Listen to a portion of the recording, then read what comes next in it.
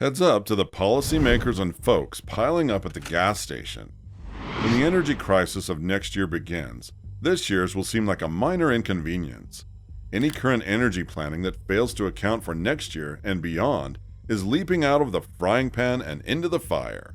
If this winter is an issue, 2023's may be a massive disaster. The current energy crisis is bringing unparalleled breadth and complexity. The most severe tremors have been felt in natural gas, coal, and power markets, with major volatility in oil markets as well, forcing two unprecedented oil stock releases by IEA member nations to avert even more severe disruptions.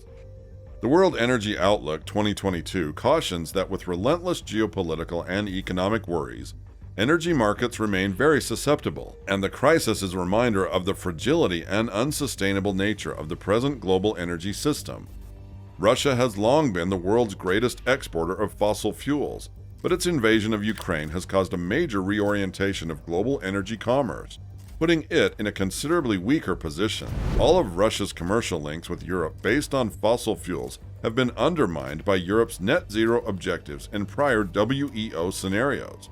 But Russia's capacity to provide at a cheap cost meant that it lost momentum gradually. The breach has now occurred at a rate that few could have predicted.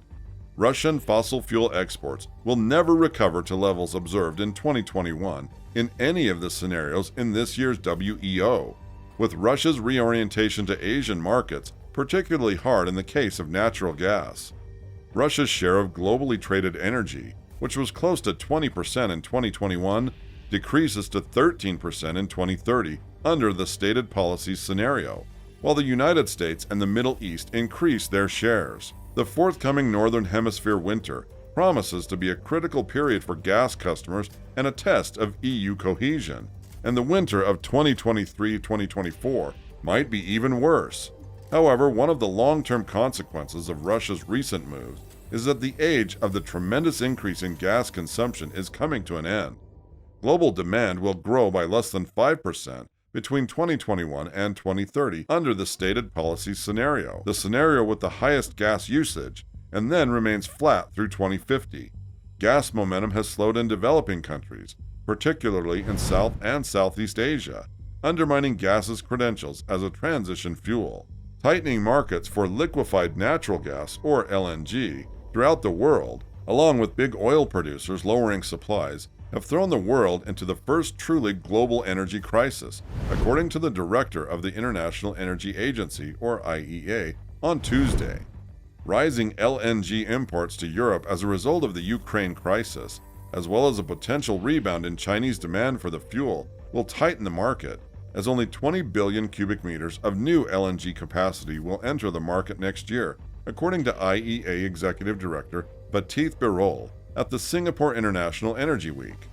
At the same time, the recent agreement by OPEC and its partners, known as OPEC+, to reduce 2 million barrels per day of output is a risky choice, given the IEA forecast global oil demand growth of close to 2 million barrels per day this year. Soaring worldwide costs for a variety of energy sources, including oil, natural gas, and coal, are weighing heavily on consumers, who are already grappling with growing food and service inflation.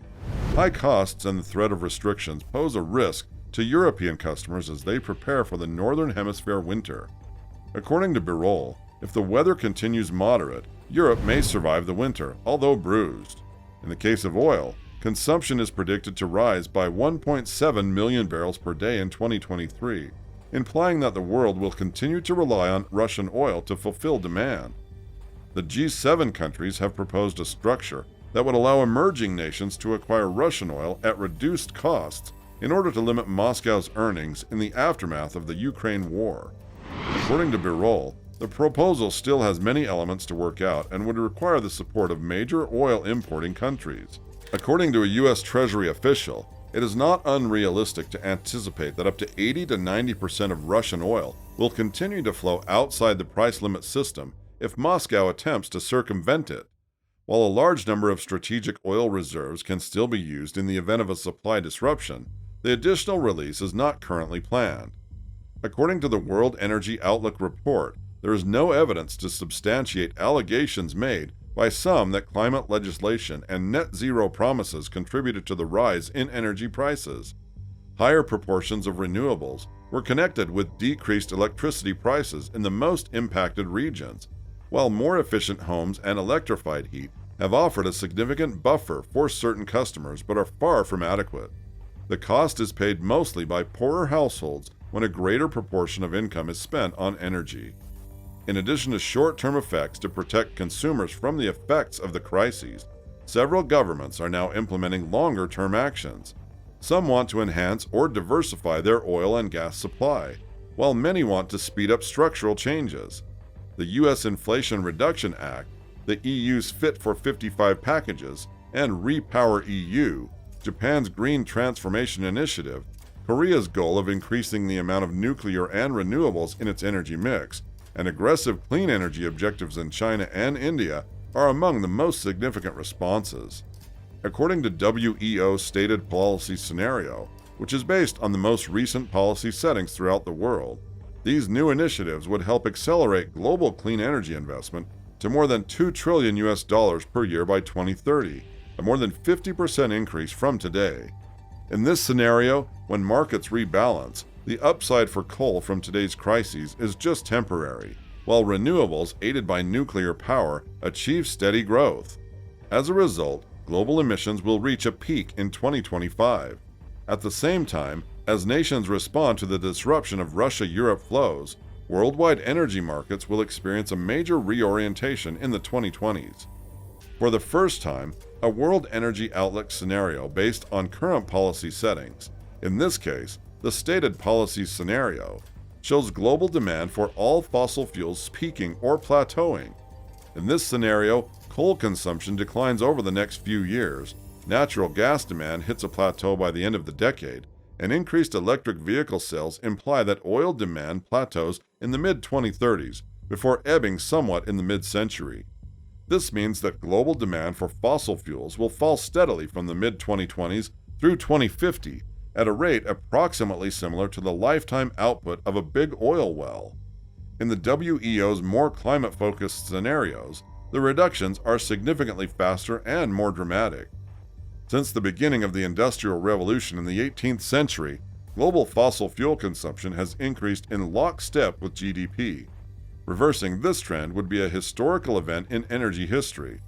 In the stated policy scenario, the percentage of fossil fuels in the global energy mix will reduce from over 80% to slightly above 60% by 2050.